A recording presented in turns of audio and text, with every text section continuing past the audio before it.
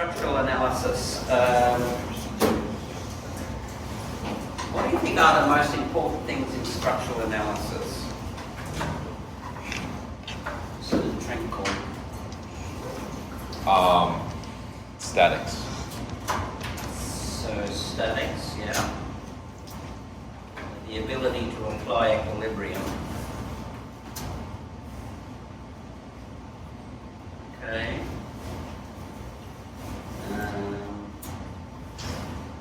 Heather, do you want to give me something? I was going to say it's like rewriting the stool. We could start with. So we've got equilibrium, haven't we? Yeah. What's another link? It's like everything gets along. It's like Compatibility. Exactly. No, you're not here to do this, Stuart. Just wanted to see how much of my lectures many years ago you remember. Compatibility, and so we're missing a leg. Mr. Hoffman. We've talked about equilibrium, and that came from Mr. Tranquil, and that's about statics, or it's about forces and moments, isn't it? Forces and moments are in equilibrium. Because it's not moving, this is not dynamics, is it? And then compatibility is about what, Mr. Haddad? When you say compatibility, what are you having in mind?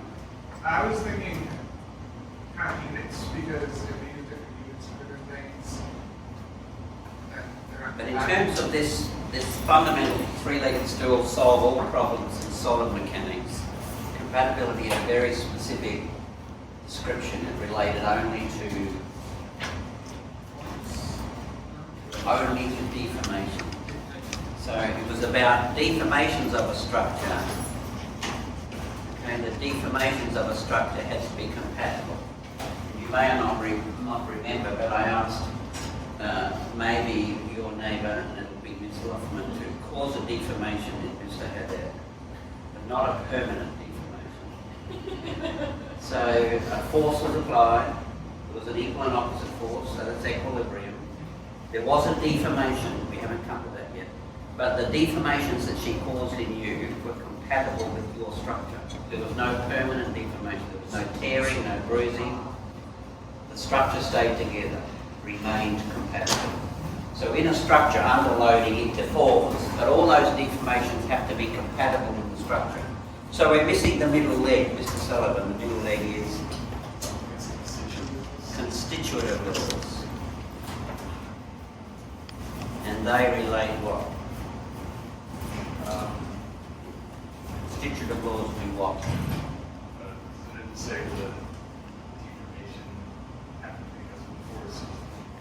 It relates force and deformation, doesn't it? Young's law, no, Young's modulus, Hooke's law.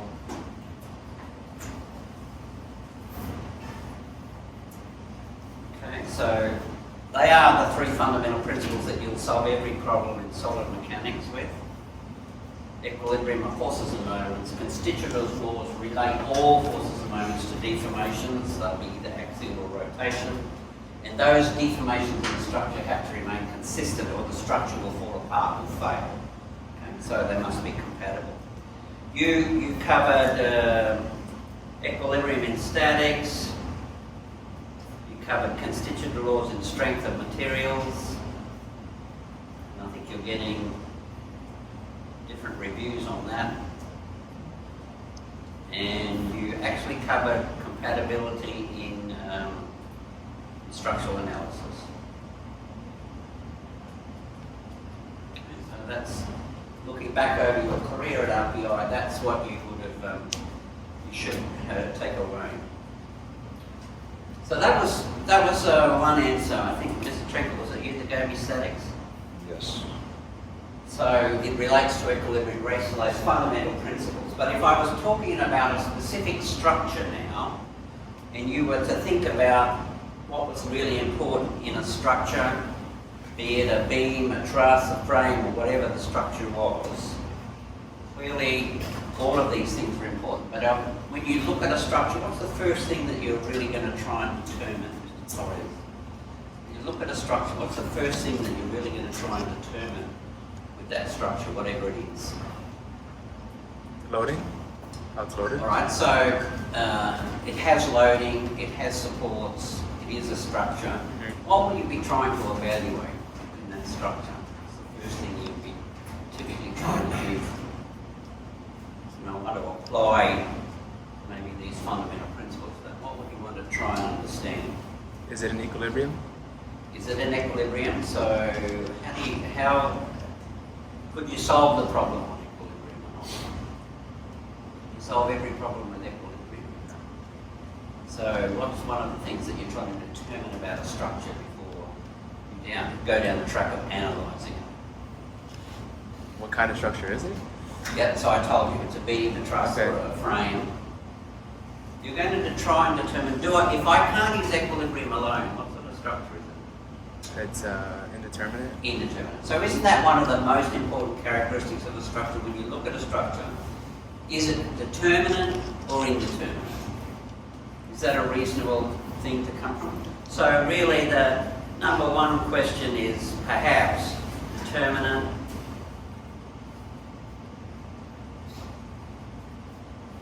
Is it determinate or not determinate? Because if it is yes, if yes, then I can use equilibrium alone, can't I? If no, what happens now is Torres. Can I solve an indeterminate structure with equilibrium alone? Yep. So I've got to use my three-legged stool now.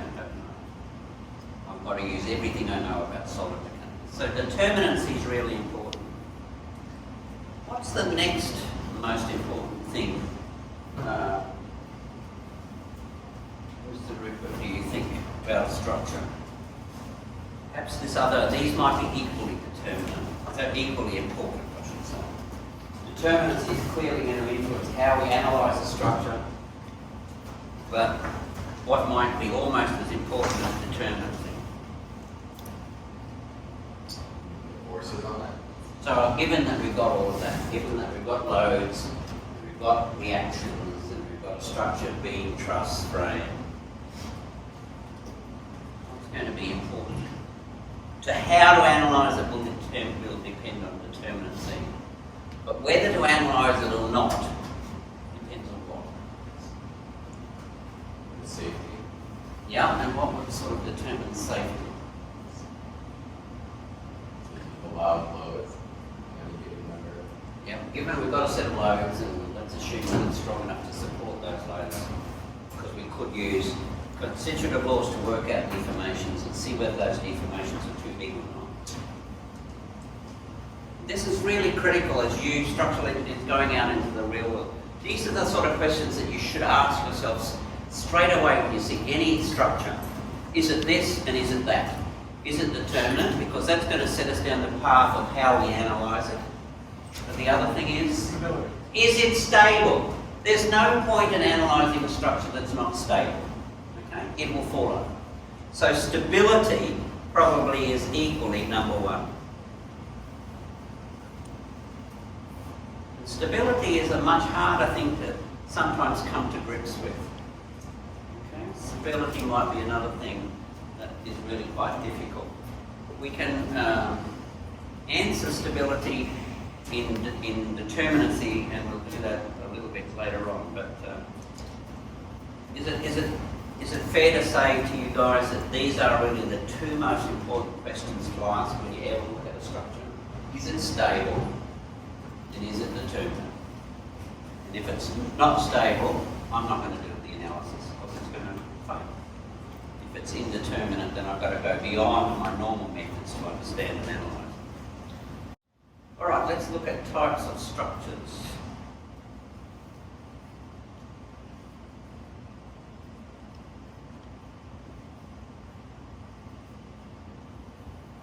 And I've mentioned a couple already. Structure type.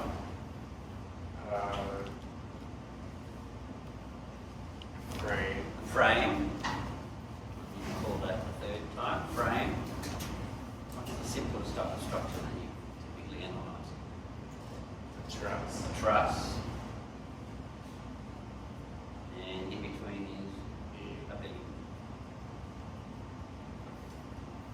Now, in analysing a truss, what sort of loads would we anticipate in that truss, Mr. Bowen? What sort of loads, what sort of forces would you expect in a truss? Axial only. Okay. And then for a beam, we would expect what? Mr. Bowen? Bending and shear. Because bending and shear go together like brother and sister, don't they? Alright? You can't have one without the other, generally. Okay? And then frame, clearly, what sort of loads can I have in a, or what sort of reactions can I have in a frame? Mr. Chu said, what can I have in a frame?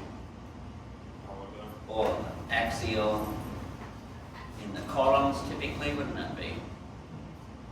Columns, part of a frame, and then bending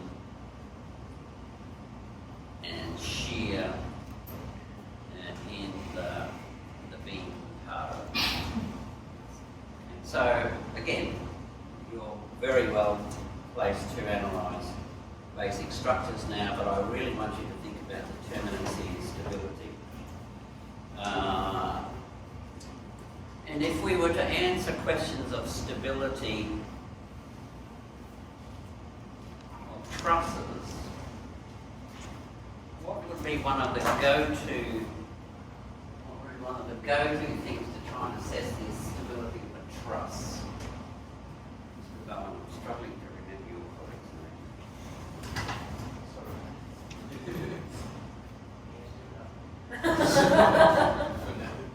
Mr. Fernandez. I apologise, Mr. Fernandez, it's been a little while. What would be one of the go-to signatures of a truss that would help you determine whether it was stable or not? What characterises most trusses? So the joints? Yeah. So the joints, and typically we would make the joints what? Pins. Okay. Joints are pins, yeah. What else another characteristic of a truss? How do you recognise a truss? What's a good truss for you? What's a bad truss? Good truss doesn't move. Good truss. Well, it's just all good structures don't move. Yes. What would be the characteristics of a truss? If you were to, the basic characteristic of a truss is that it is made up of shapes. What sort of shapes? Really? No. Truss. Well, they're not bent. They're straight. They're straight. Yeah. Straight. The members are straight. Yeah. I'm not letting it hook there. Basic characteristic of a truss. Pin joints, straight members, made up of. Picture a truss.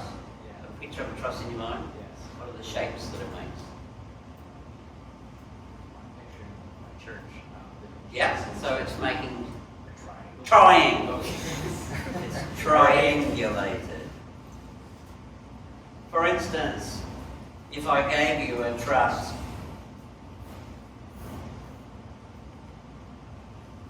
you're happy with that, aren't you? Yes. All right, why don't I give you a truss?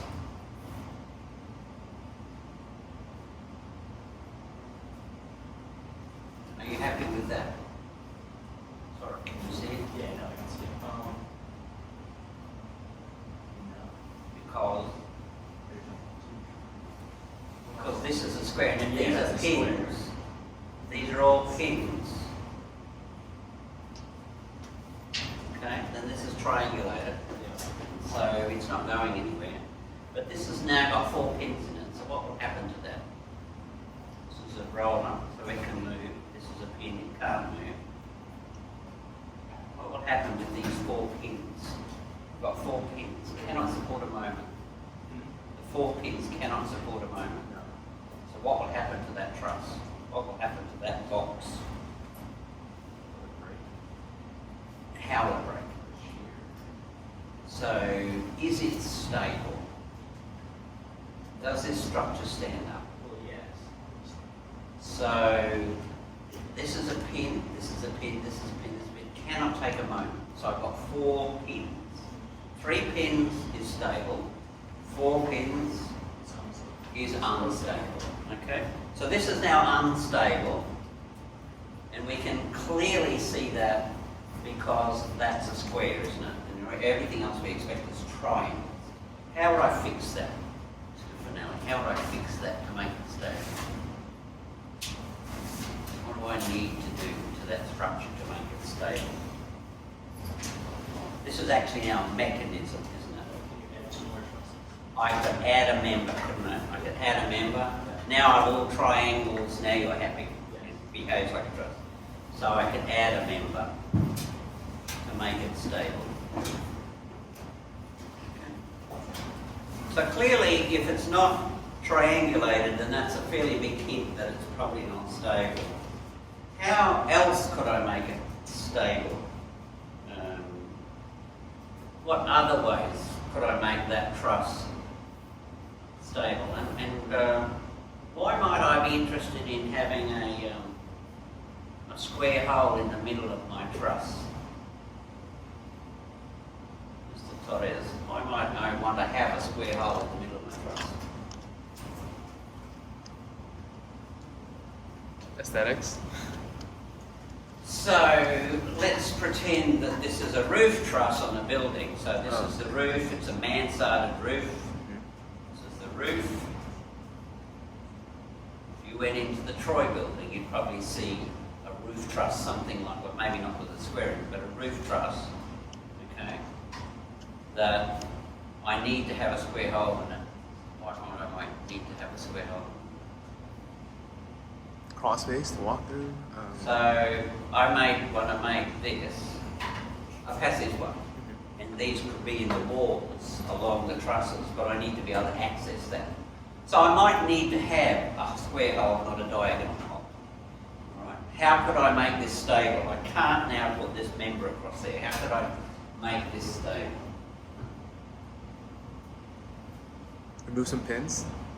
Pardon? Remove pins? So I could fix some joints, couldn't I? Mm-hmm. I could fix joints. Now they have moment capacity, so now it's not a mechanism. Okay. I probably only need to fix one.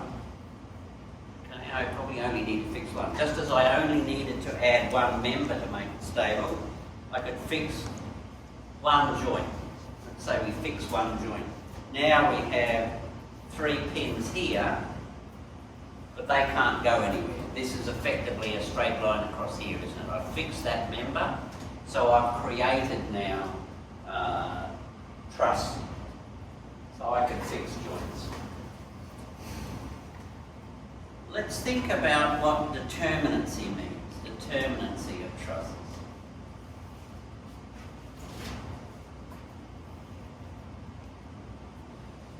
What does determinacy mean, Mr. Haddad? Determinacy means that there's an even number of equations and unknowns.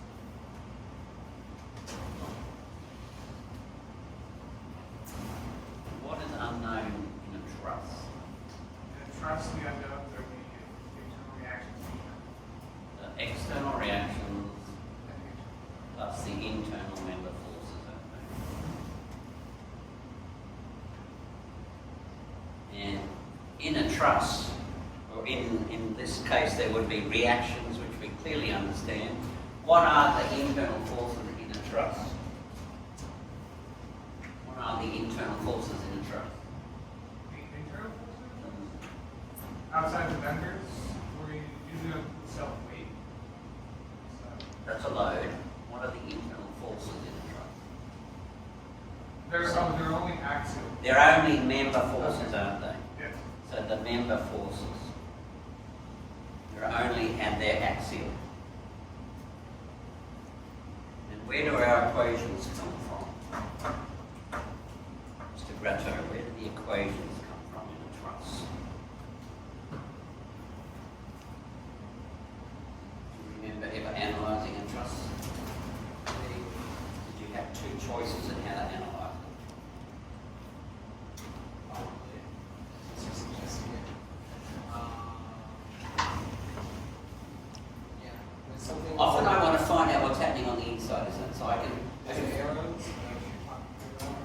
forces. Yeah. But how can I analyse the forces inside something? What do I normally do to it inside?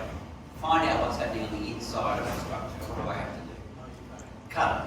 So method of sections is one approach, isn't it? I cut the structure, I create two free body diagrams, and I solve the unknown member forces. What's the other approach? Method of sections and method of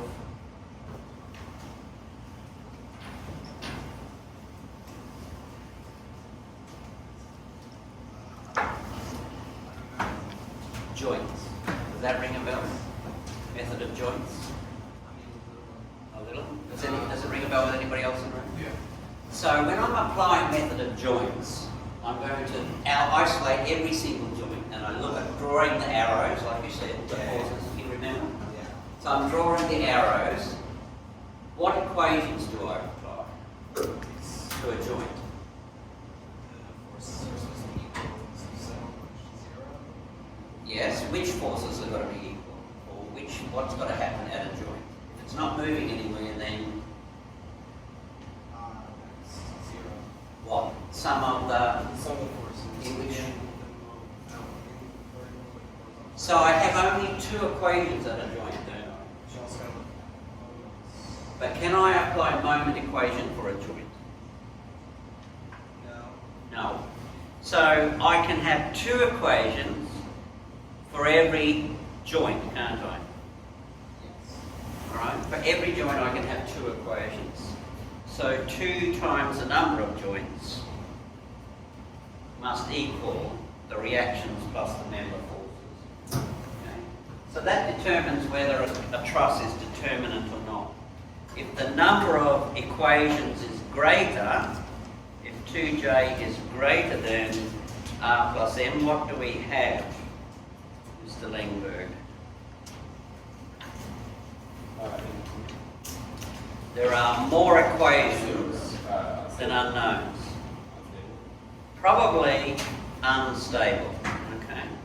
Because I have too many equations now, and you were headed in the way of 2 joints less than r plus m, and what is that?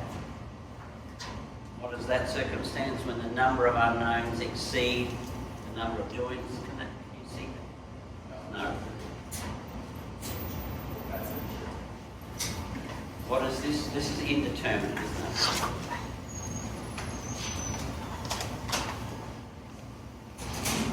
Welcome, ladies. So, again, we have the ability with some equations now to try and assess the stability and the determinancy of trusses. Okay? So you don't have to only look for what shape, Mr. Finelli? Triangles. I don't have to just look at triangles. I can now look at number of equations and number of reactions. Any questions about truss determinancy and stability? Mr. Conlon? Just a refresher on determining zero force members, or you can do We can quickly look at zero force members. What are zero force members? Where might you look for zero force members? either vertical or horizontal trusses in the system. So I have 2 equations at any joint, don't I?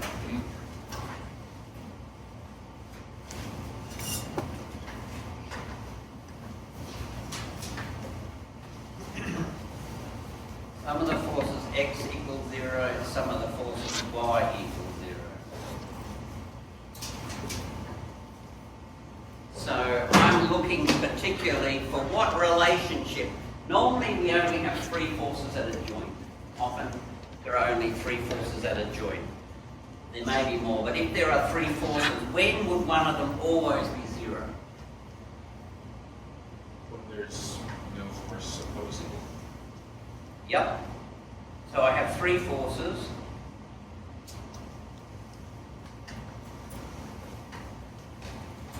What can you tell me about that case? 3 members. Here's my truck.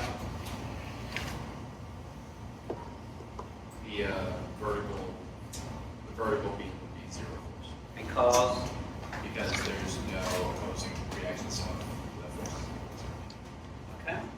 So what are you looking for when you're trying to find zero force members? You're always trying to look at where two of them are collinear and one of the others is at right angles, or at any angle in effect, isn't it? Doesn't have to be at right angles. If two of them are collinear, then any other force must be zero, mustn't it? Because there can be no force perpendicular to that.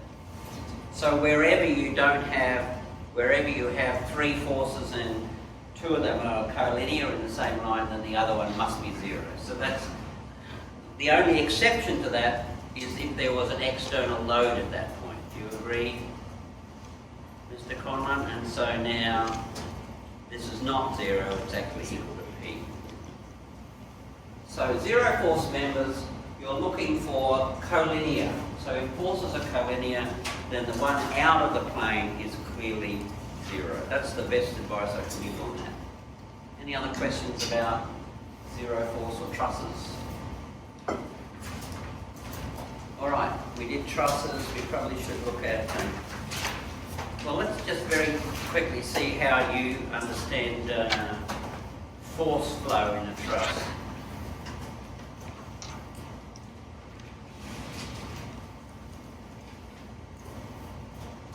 So I can typically have a truss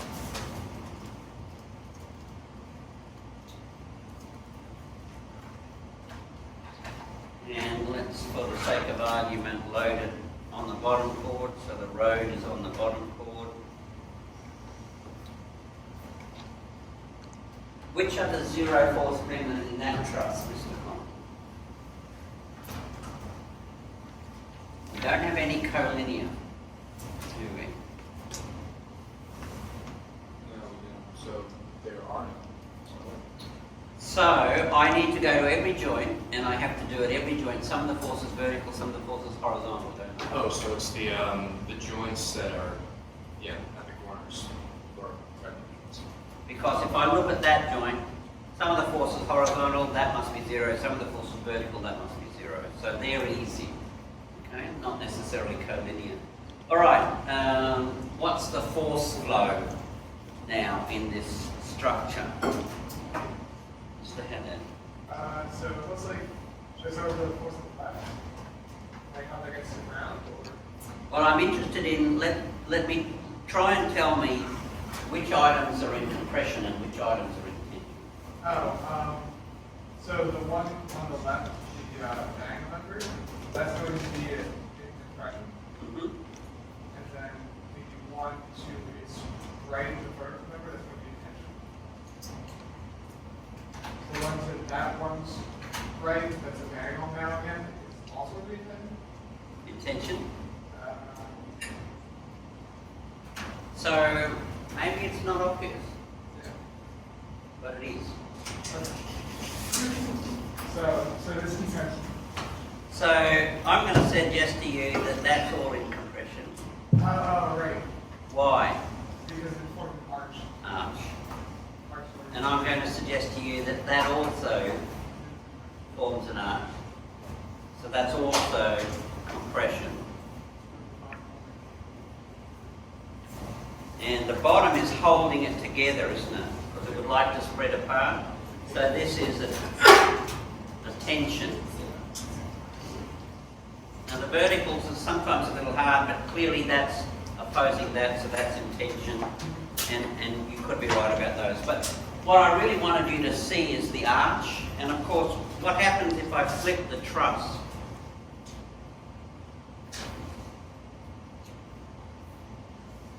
Maybe the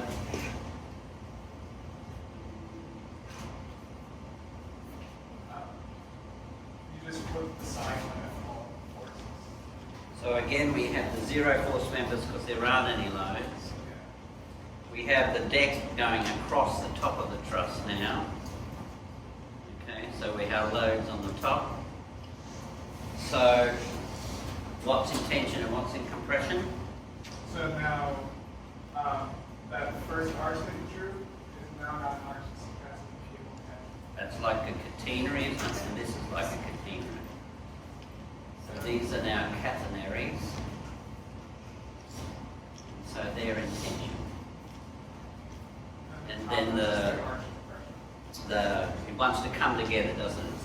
squashed, so this is in compression.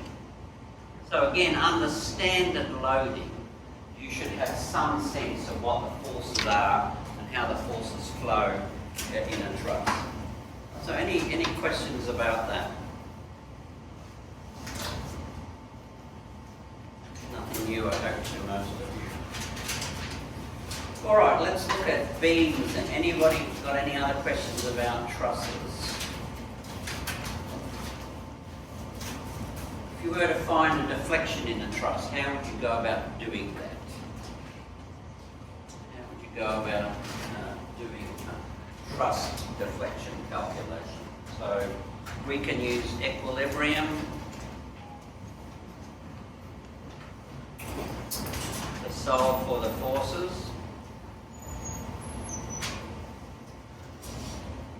Equilibrium to solve in a determinant truss.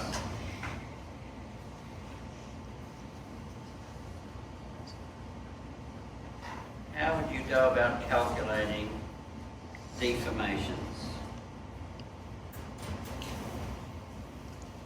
Mr. Rupert, what would you do to calculate deformation in truss? I think there were some formulas. So, have you been given any advice about doing this FEEZ? Yeah. What is that advice? Some advice was avoid the structural problems. The stress problems. It's a pity you're going to be a stress engineer, a structural engineer. There is a reference book. There's reference material. So there's a lot of useful reference material. So be aware of that. And there are a lot, you don't have to remember very much at all. You have to remember where to find things. But there's a lot to remember. There's only one way that you've been taught to calculate deformations of a truss. Given a set of loads on a truss and to calculate a deformation. Do you remember what the approach was? Mr. Langberg? Virtual work was the only way to calculate truss deformation. There were multiple different ways to calculate, and one of the questions in the FE review is a deflection calculation for a truss. So the formula in the reference material, how to use that clearly is important, but you need to use virtual work. And that typically means that you apply a virtual load at the deformation of interest,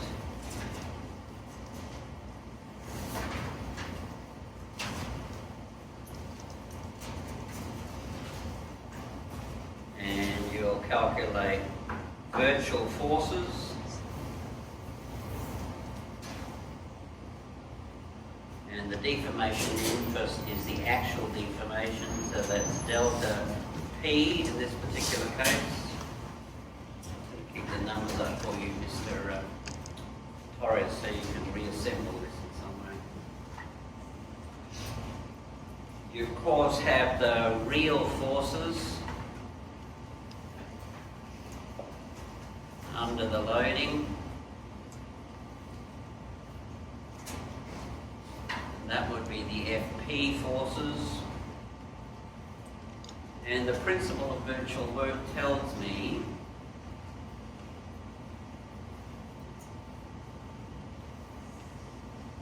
what is the principle of virtual work related to? What is the principle of virtual work related to? What fundamental principle is the principle of virtual work based on?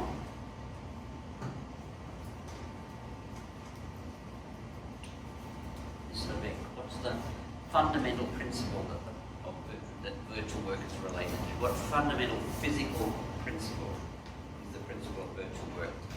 Is it the conservation of energy? Conservation of energy.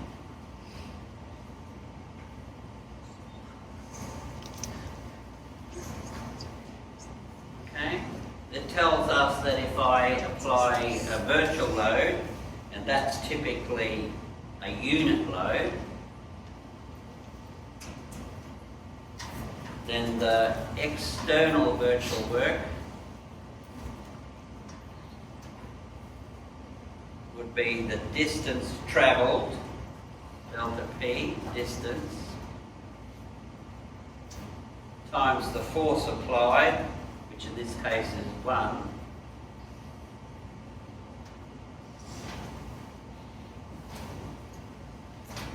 okay, so that's the external virtual work. I applied a unit virtual load,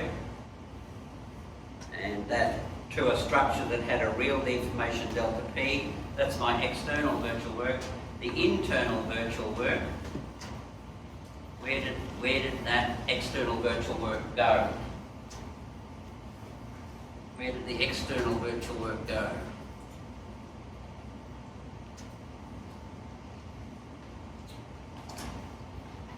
Mr. Sullivan, where did the external virtual work go?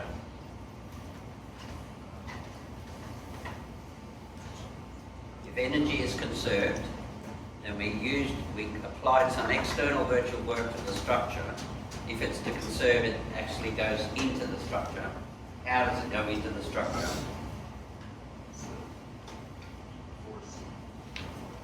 It's the virtual forces, okay, travelling through the real deformations. Okay, delta P, or I call that delta P already, so the real deformations, delta P, say, of each member. Delta P is the member deformation due to the real force FP L over AE.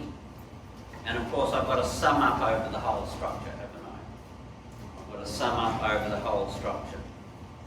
So the principle of virtual work tells me that effectively delta P, the deformation of interest, times the unit virtual load must equal the sum of the virtual force, okay, this is the virtual force,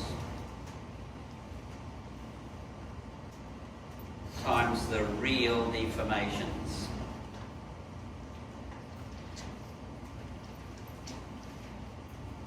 Which turn out to be FPL over AE. So I can calculate any deformation in a truss if I apply a unit load at where I want it and I work out the forces due to the real forces and the virtual forces. Okay, so that's how you go about calculating deformation in the truss. I'm going to leave trusses there. Any concerns or questions of trusses? I think we've covered that quite well. It's time for everybody to stand up and stretch. All right, we're going to talk about beams, and we'll start the discussion again with stability and determinancy.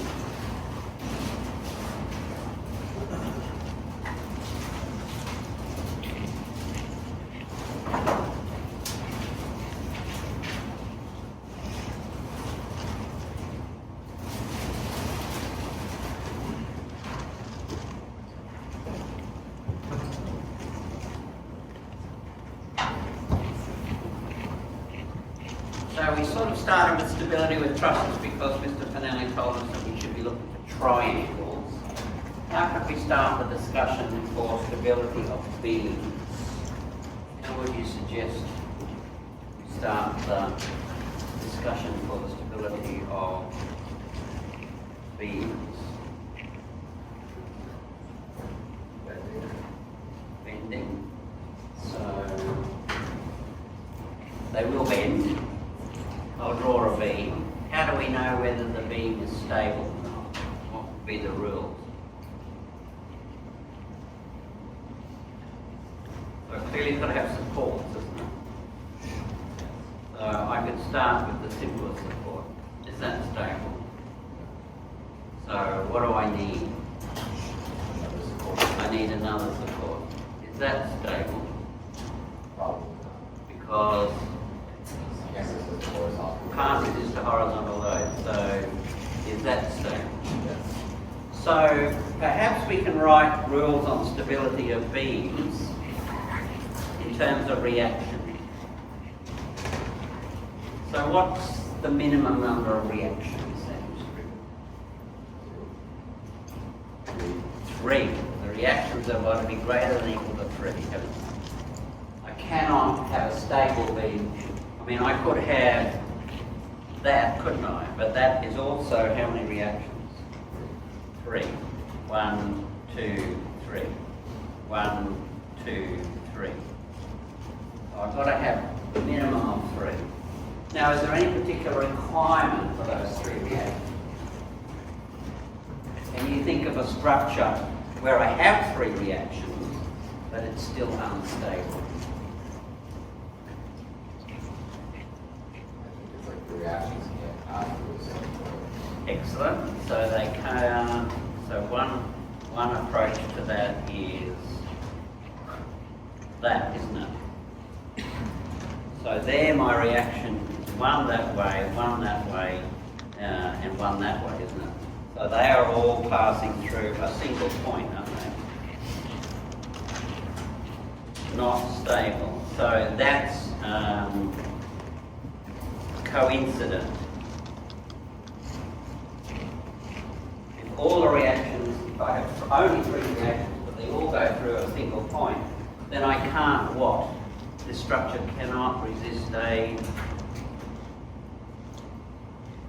can't resist what? Can't resist a load which causes a moment. Okay? Coincident cannot resist moment.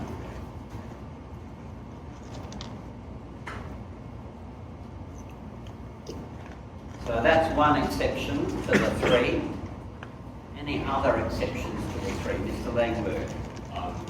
Had, say, 3 reactions that were all rolled. If they're all parallel. Okay, so now I have 3, but now I cannot resist. This is parallel, but that was coincidence of parallel. What can't this resist, Mr. Langberg? Any Horizontal force.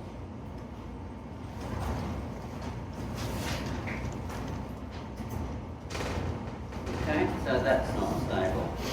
And they are really the only exceptions. So for beams, determining stability usually isn't too big of a problem. As long as I have 3 reactions, then I'm likely to be stable as long as the reactions are coincident or parallel. All right, what about determinacy?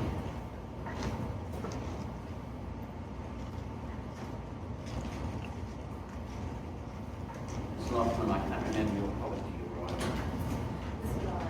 Miss Bedard. How did I forget?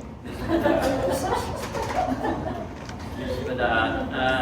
Determinacy of beams. What does determinacy mean? How do we determine whether something's determinate or not? So the number of unknowns, or the number of equations, it must be equal to the number of unknowns, doesn't it? So typically for external determinacy, we're looking at external now. What are the number of unknowns? 3. What are they called? What's the family come from? The 3 are there are typically 3 equations of equilibrium. Okay, and what are the unknowns that we're typically solving for? External. Force in the x direction, y direction, They're the 3 equations, but what are the unknowns? so your reaction. Reactions. Okay, so the reactions are the unknowns typically, and I typically have 3 equations of equilibrium. But what other equations can I have to have more unknowns? Can I go on an equation 100? Yes. What are they? Plus. I can't remember, but I do remember. Excellent. But I do not remember what they're called. But there is another type of equation, isn't there? And what sort of thing would you put in a structure for this equation to be, I I would bring this equation into play. What would I add to a structure then I know that I've got this equation of? Can you envisage a beam that has reactions? What else can you put in a beam to make it more complicated? Forces? Yeah, I put loads on it, I've got reactions. Oh, What's like it? a pin or Like a hinge. Yes, a hinge. Like a hinge. So this is the equation of condition. Okay, that's basically a hinge, and a hinge tells me what? What do I know at a hinge? The moment must be zero. So I'm telling you that I've unfixed that beam, I've created a pin in that beam.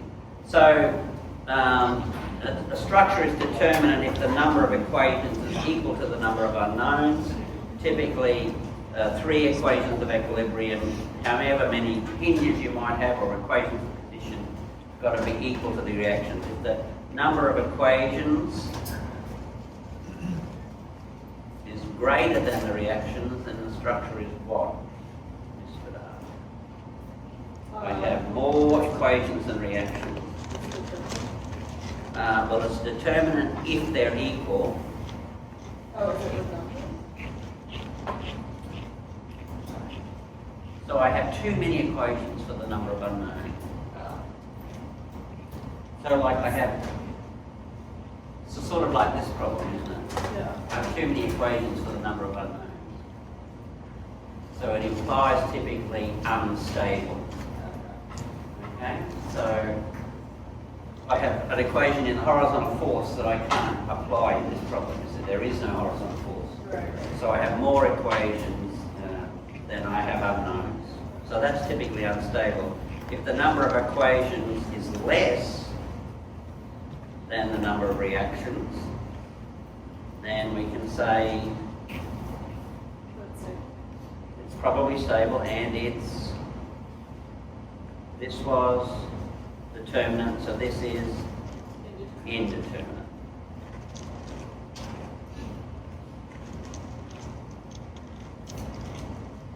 Okay, so again, we have the ability to assess a beam to whether it's determinate or stable, and that is going to be a really important aspect of structural behaviour.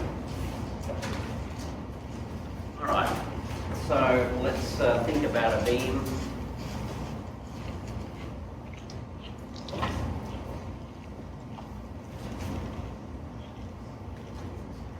So how many reactions do I have, Mr. Gretto?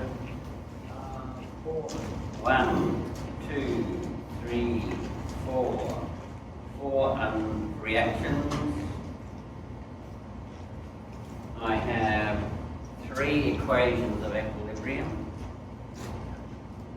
And I have, Mr. Gretto, some of the forces X, some of the forces Y, some of the moments equal 0.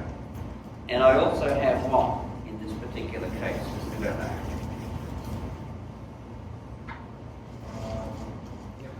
I have a hinge, so I have one equation of condition, don't I? The hinge. So the sum of the moments about the hinge must be 0. It doesn't have a moment at the hinge. The moment must be 0 there. Okay. So again, 4 minus 3 minus 1 is 0. This is a determinant structure. When I'm looking at beams, what am I most interested in solving for typically, Mr. Langberg?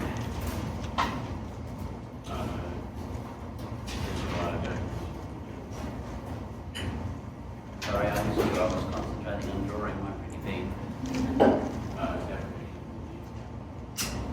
Yes, and how would I go about solving those deformations? Clearly I need some loads, don't I? So let's put some loads on this structure. Let's put a W here and a P there.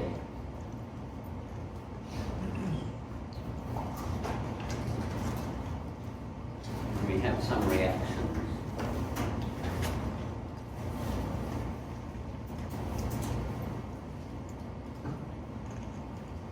So just as Mr. Connon asked about 0 force members, what could we say about beams?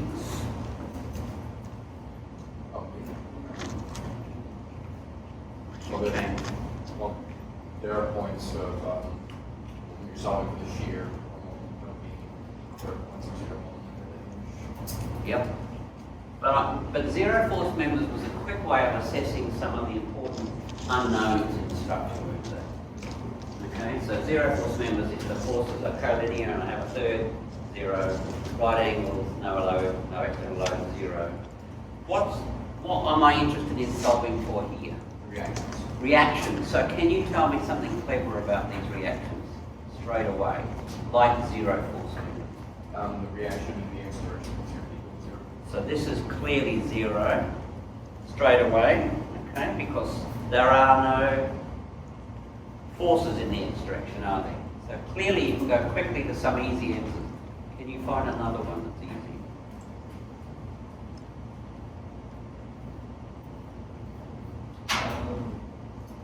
Would the, not sure, would the point in the far left also be, the y direction reaction also be 0 on the far? This one? Yeah. I agree. Why? Because there's no moment generated because of the hinge in the middle of the beam. Some of the moments on the hinge to the right, Yeah. okay, is this reaction, isn't it? This reaction times this limit. There's no load there. So again, it's a bit like zero force members. I can quickly determine the unknowns by applying some equations of equilibrium. Some of the forces x equals 0, that horizontal force must be 0. Some of the moments about the hinge is 0, so that is 0. So again, this is a quick way of getting to the unknown. So really there are only two unknowns here, AY and BY, say. And let's give you some homework. This is L, and this is W over L, and this is L over 2. So what are the reactions? You can work out the reactions. Sorry, P should be W times L.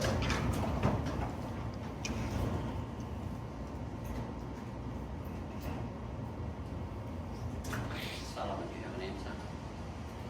Is the reaction at D equal to W? And the reaction at A is 0. Are you surprised by that? It's always a surprise to have 0 reaction, isn't it? This is a sort of example that we give in our qualifying exam for PhD students. Okay? They always get worried about 0 reactions because we get them to sketch the deflected shape first. And then what have we created with this structure, Mr. Sullivan? What would you otherwise call this structure?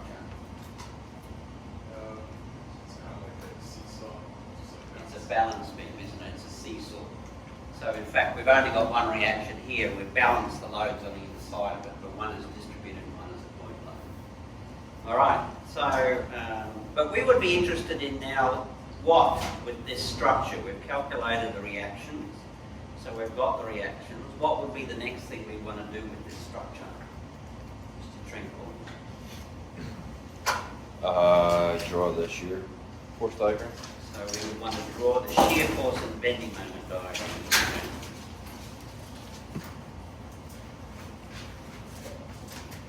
So here is my load.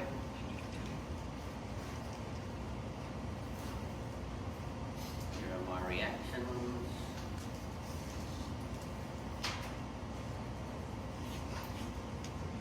And I'm interested in, well, first of all, what would you anticipate the deflected shape looking like, Mr. Trinkle? Concave upward in between the two, where the distributed load is. So where do you know the deflection is 0? Supports. At the supports. And this support didn't move, did it? Because there is no reaction there. If it moved, then I'd have to hold it down or push it up, wouldn't I? So the deflection must be 0 there as well. Okay, so it must come off here, and you're saying bend down, and then anticipate bending down again, Yes. something like that.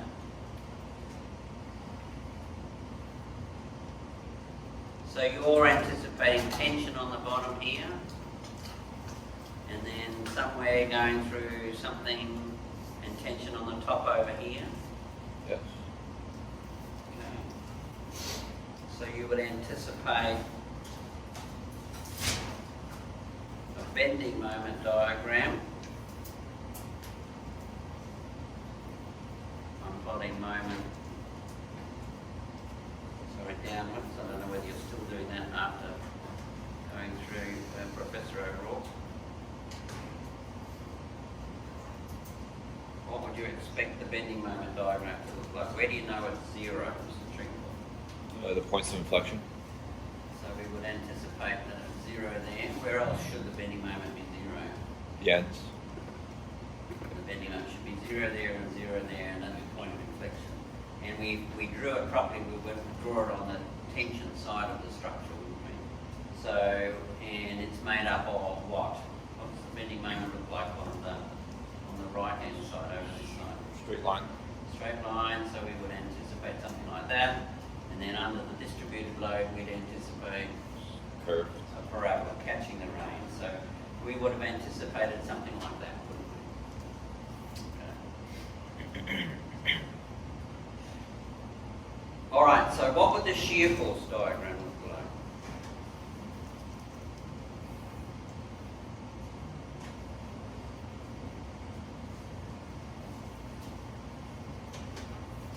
What's the relationship between shear force and bending moment? Moment's the derivative of the shear force diagram, or the other way around. Yeah. The slope of the bending moment diagram is the shear force, isn't it? The slope of the bending moment is the shear force, and in fact, the slope of the shear force is what? Remember what the slope of the shear force is?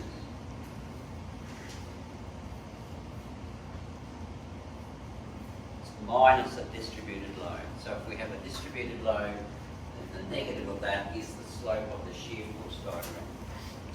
So we are starting with some slope over here, aren't we? And it's a positive slope. Do you agree, Mr. Trinkle? Yes. So you'd expect some shear up here, wouldn't you?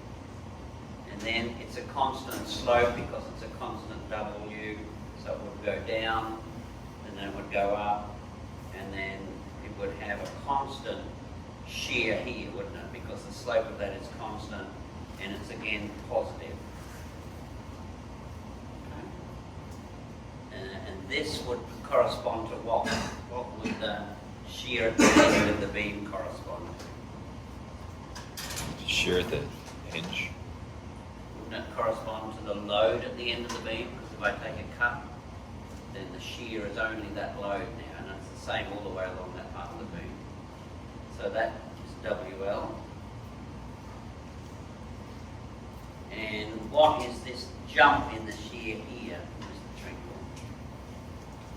What is the jump in the shear? Again, COWL. must be the load change, mustn't it? So that jump, so this must be minus WL, isn't it? Plus WL minus WL. All right, and so what does this correspond to, Mr. Trinkle? The reaction at A. And is there a reaction at A? No. There isn't, is there? So in fact, our shape is not quite right, because remember the slope of this has to be W, doesn't it? Or minus W. And this is L and this is minus WL, so it must start at 0. So is there anywhere, the MDX is 0 where the shear force is 0, so where is the shear force 0, Mr. Trinkle? At the maximum. At the maximum, somewhere in between those two, isn't it? Where else is it 0? The shear force is 0 only here, isn't it? So the MDX is 0 only at this end, so the diagram must look like that. Because there is no reaction here. There is no shear force, there is no reaction. So my deflected shape has to be something like that, doesn't it? It's in fact tension all the way over the top of the structure. There is no point of inflection. It's mean. It is mean, isn't it? you won't get anything as mean as this in the FE exam. If I was setting the FE exam and I really wanted structural engineers, and I'd give you something like this. It's a really tricky structure, but it's an incredibly simple structure. Do you agree? You couldn't really get a simpler structure. But it's really important. So again, I mean, the idea of you here in the structural review is to be able to look at structures and fairly quickly assess. Now we did it, but we did it wrong, and we found our way back to the right answer. Okay, so that's important. Any questions about that problem? Any questions about that problem? You won't have anything as difficult as that. What you do need to understand is the relationship between the slope of the shear force and the distributed load. So where it's constant, it's a straight line. Where it's a distributed load, it's a straight line. And the slope of the bending moment is the shear force. So if the shear force is changing, the slope is changing. If the shear force is constant, the slope is constant. Okay, this is this slope. This is this slope. This is this slope. This is this slope. All right. I think that's enough theory. Is that enough theory for people? All right, let's test you out. Here is the problem. Can you actually see that? Yeah. So, which is zero force members?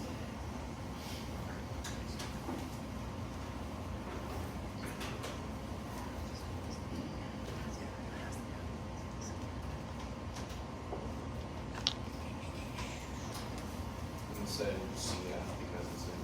Sorry? CF.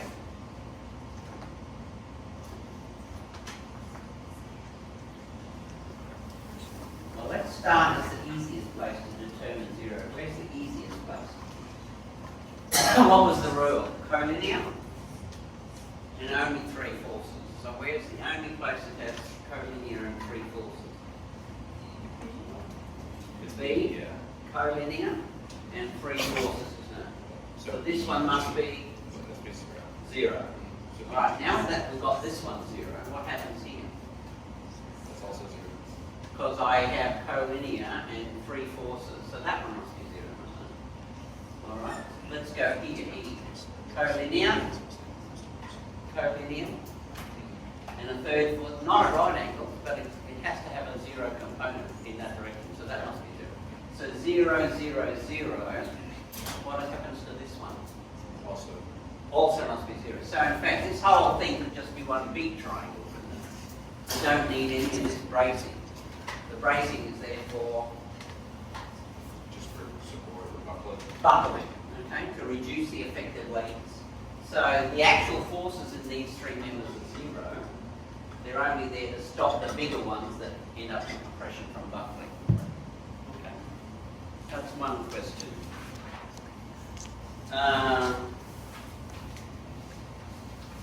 I've already done this one, but I forgot to photocopy the original. So there is the shear force. Why don't you guys try and work it out? It's hidden. You can see it underneath.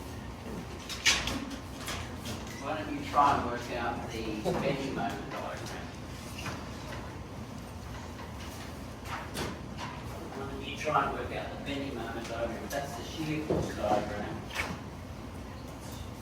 Try and work out the bending moment diagram, and then you're going to try and work out what the loads on the structure, what the reactions and loads are, what the forces on the structure are. This year,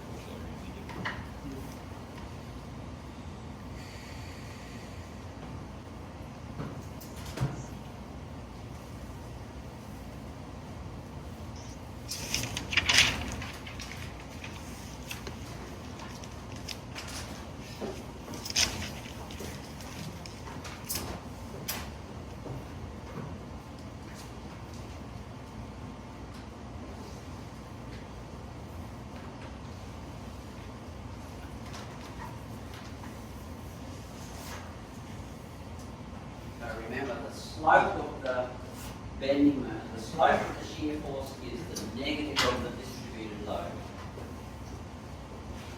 So the shear force is sloping up at a distributed load. The shear force is constant, there's no load on that section.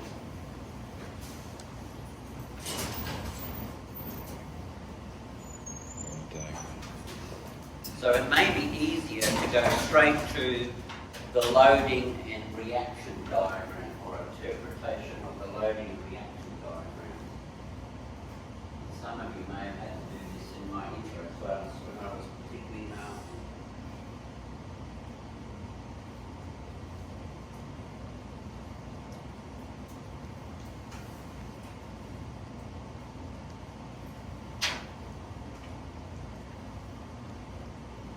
So if it's sloping, it's a W. So wherever it's sloping, it's got a distributed load. And wherever there's a step change, there's either a load or a reaction.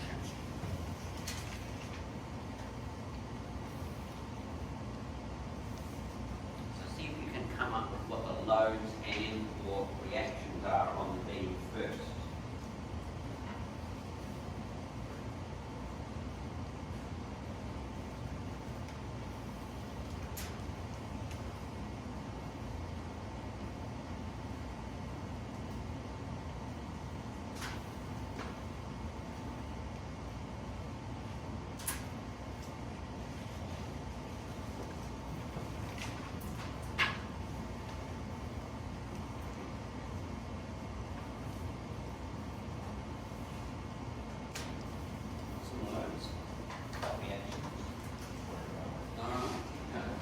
Remember, if the shear force is sloping, I have a distributed load.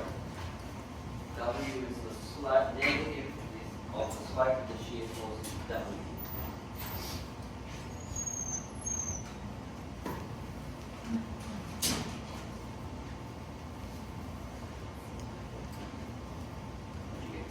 What do you think the loads are? Yeah, I would try and do the loads and the reactions first. The slope of the shear force is the distributed load. So slope must have distributed load.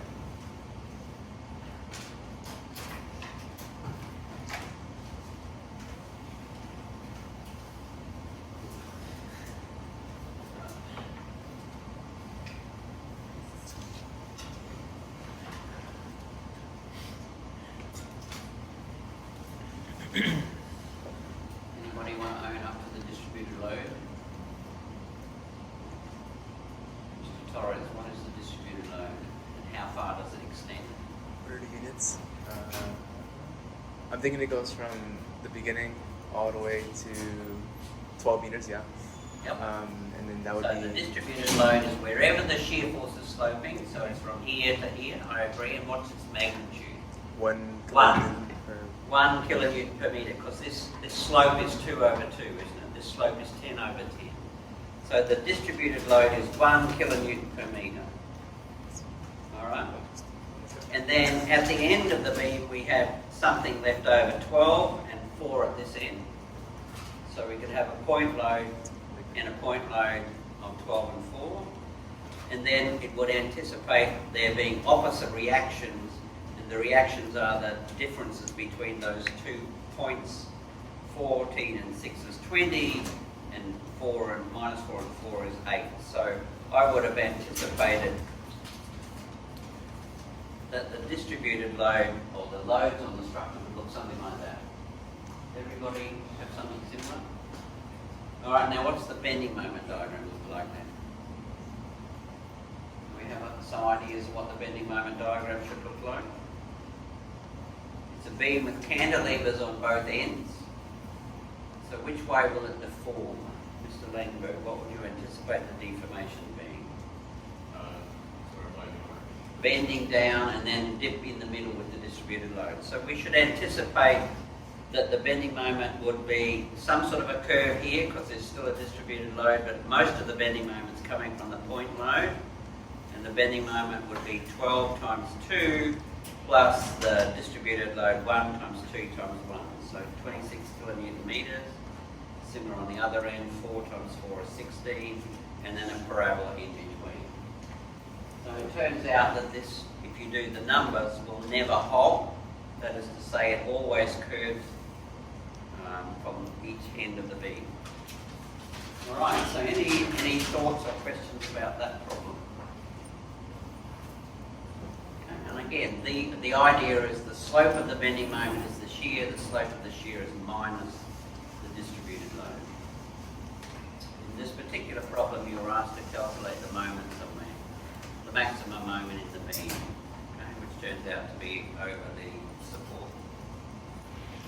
But it's a good idea to do the whole problem to make sure that you know where the maximum moment is.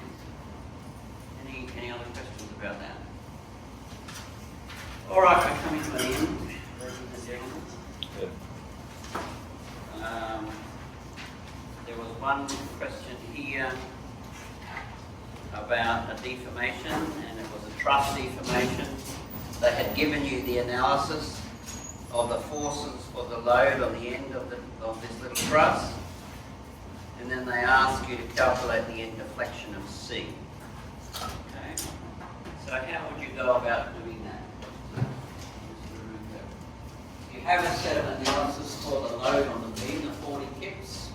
So I have the forces, I have the length of each member, and I have the actual deformation of each member then. So what am I going to do? To calculate the deflection, what would I have to do? I have to put a unit load here and work out what the FQ forces would be, the virtual forces. Okay, so the virtual forces times the real deformations must equal the unit load times the real deformation. So the only trick here is how do I get all the forces in this member when I put 1 on here instead of 40? What would I do? Just scale it.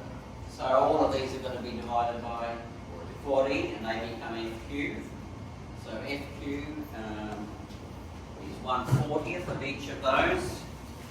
So I create 1/40th of FQ, and then I multiply FQ by FL, or FL over AE, multiply those together, sum them all up, and divide by 1. So that would be my deflection. Okay, but that's the sort of problem that they would give you. You're given the analysis, calculated deflection. Any concerns, questions? The equation for virtual work is in that reference text.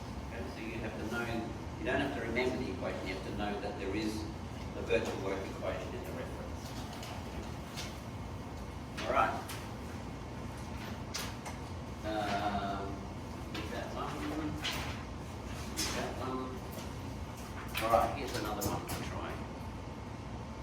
So we need to allocate beam type to the diagrams. So why don't you spend a moment trying to work out which of the 4 names of beams go to which of the 4 diagrams. So fixed end, indeterminate, multi-span, simple span.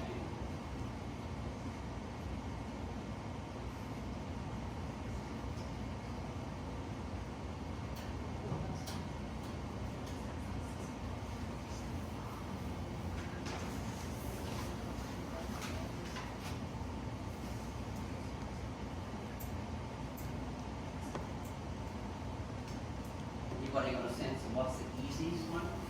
Just a little. It does, doesn't it? Because it's got the big walls on each end. So if I allocated fixed to the bottom one, very good. What's the next sort of thing? Mr. Fernandez, do you have a sense of what might be the next thing? Simple span should be something we all could go for, wouldn't it? Well, what do you think? If you've got an easy one, fine, but I mean, fixed and simple seem to be the quick ones to go for. The first one is simple span, isn't it? It's got a concentrated load, 2 distributed loads, one live and one load, no orbit goes over the whole structure. But it's only got 2 supports in it. So simple and fixed are easy. Then we have to decide between indeterminate and multi-span. So what are we going to decide? Which is the indeterminate structure.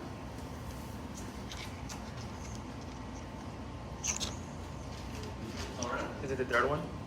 The third one is indeterminate. It's got a lot of reactions, doesn't it? Yeah. I mean, we're not told what a horizontal reaction is, but we'll assume one of them is spin and then we've got all the problems.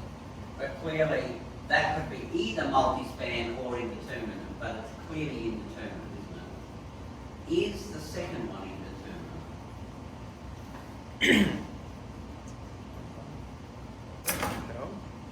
got 2 pins in it, doesn't it?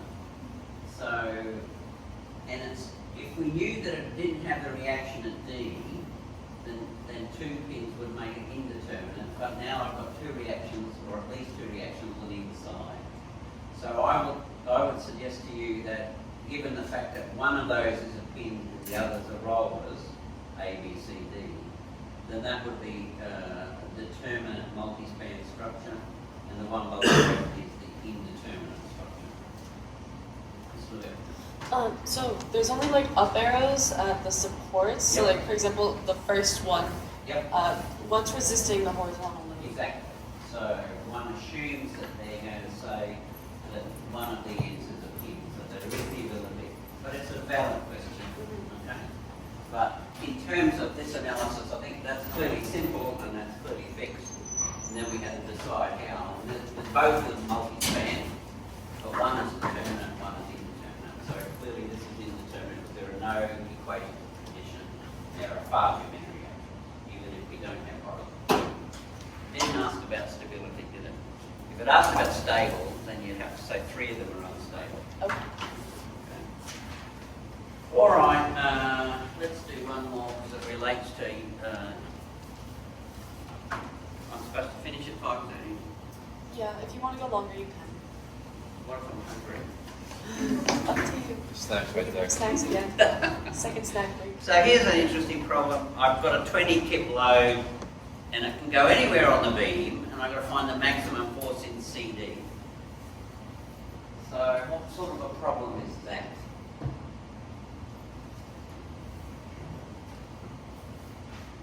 Right in my brain. I can't remember you want this. Good slop. What sort of a problem is I've got a load that I put anywhere on the beam and I've got to find a maximum force somewhere. What sort of, where did we look at loads that can move? What sort of analysis did we worry about looking at loads that can move? Yeah, put it anywhere on the beam and I have to find a maximum force in that volume to see things. Remember what? Anybody? What sort of influence lines? Was that where we could have a moving load and we could put a load and calculate the force, move the load, calculate the force, move the load, calculate the force. So we're only ever looking at one force or reaction or moment or whatever, wherever the load is. It's a diagram which tells us where to put the load effectively to get the maximum effect. Now, I'm looking for the load in the top member, and the load is going to be a vertical downwards load. So what sort of load will it be? It would be what in the top of the truss? Is it going down? And the 20 kilonewtons are kicks, silly units. 20 of those funny things. It could be anywhere along the beam and it's clearly downwards. So what sort of load am I going to get in CD? Shear. No. It can go anywhere on the beam. It's a truss. Okay, it's a truss and it's supported from underneath and the loads are downwards. What sort of load do I get in the top of the truss? It can only be axial as a truss, isn't it? Is it compression or tension?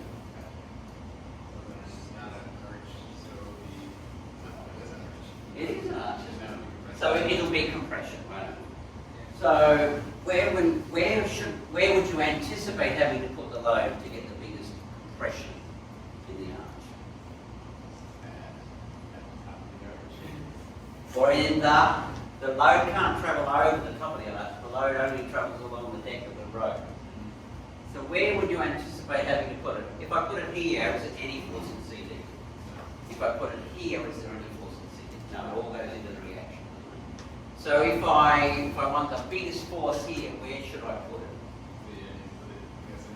it? In the middle. One would imagine either here or here, wouldn't it? So I should do an analysis where I put a load quickly in the middle, and then a load here maybe to check.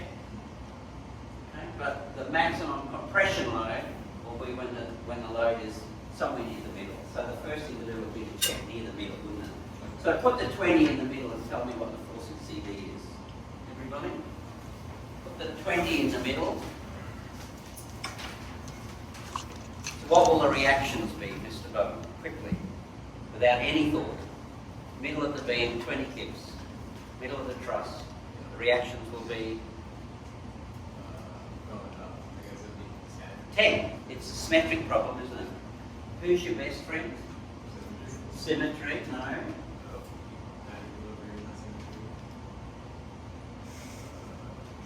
Who's your best friend? Thinking about the second best friend. You are thinking about the second best friend is symmetry. Who's your best friend? Superposition. Superposition is your best friend. Okay. Superposition is your best friend. Symmetry is your second best friend. If I put 20 in the middle, I have 10 on each side. Now do a quick truss analysis and tell me how will I find the force in that member?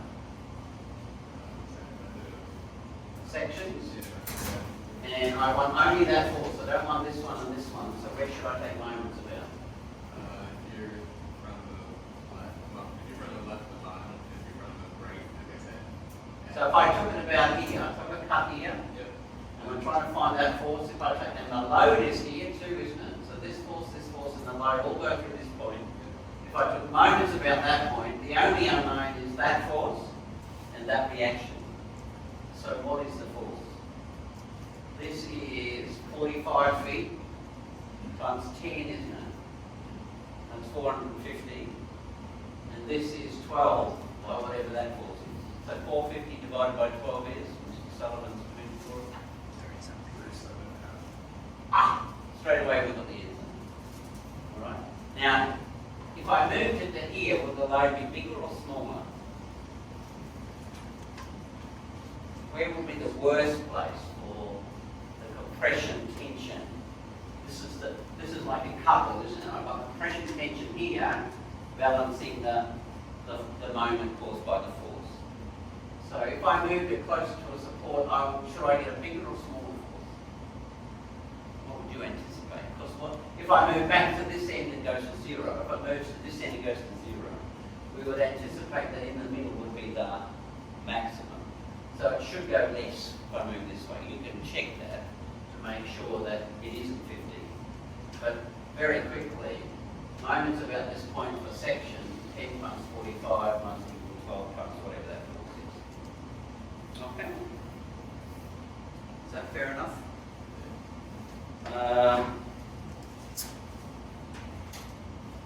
The next question was, so here, now there are some influence lines.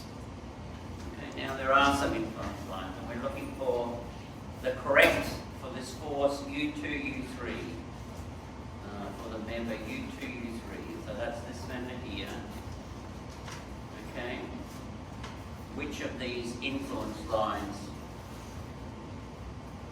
is the best example? Well, we already know that it's probably 0 at each end and maximum somewhere near the U2 or the U3, isn't it?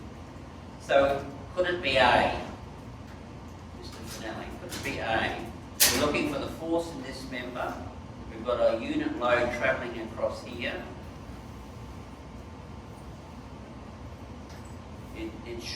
It should be a maximum somewhere near U2 or U3, shouldn't it? So could it be option A? No, because that's a maximum U1.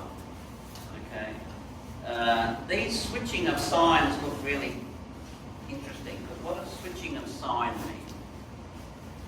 What does the change in sign of the influence line mean? So yeah, Mr. Finelli, what does the change in sign mean? So in one part of the structure, the force in this member is positive, and then when the load moves to another part of the structure, the force is negative. Is that possible?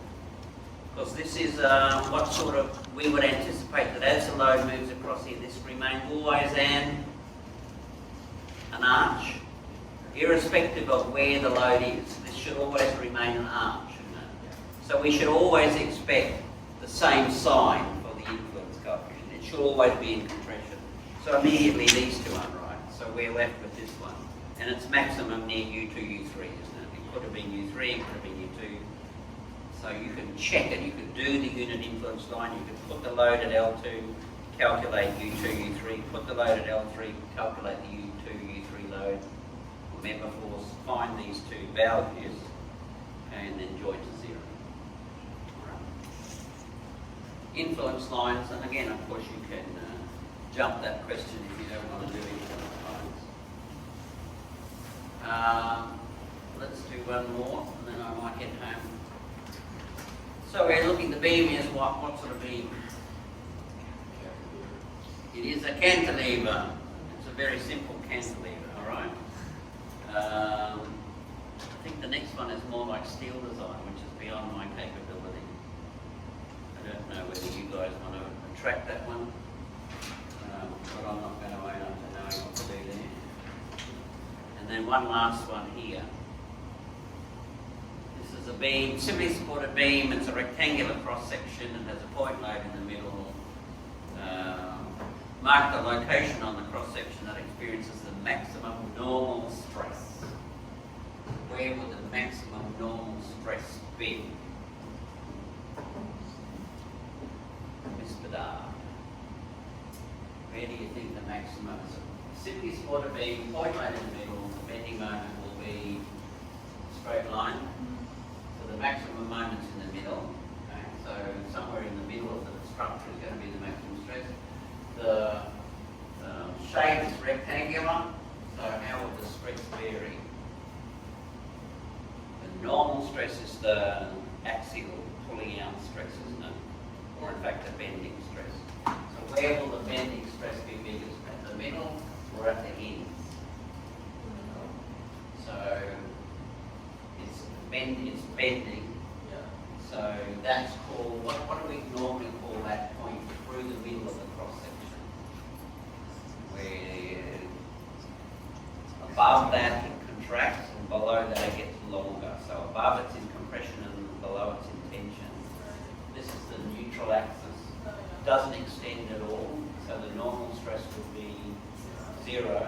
The biggest tensile stress would be on the bottom fibre, and the biggest compression stress would be on the top fibre. Okay. So again, that's a fairly simple. And then as far as I understand, the rest of them are all steel bars and concrete, so that's not me. On that last one, would you mark both the top and the bottom? So it asks you a maximum normal stress, and you would have to mark the top and the bottom. Okay. Because one's compression, one's tension. Okay. All right. Any other concerns, questions? Well, remember that this is your final semester for many of you as undergraduates. This is true. And I expect to do interviews with you before you leave us. So please arrange, when the call goes out near the end of semester, please consider coming and doing an exit interview. Mr. Torres, do you want these?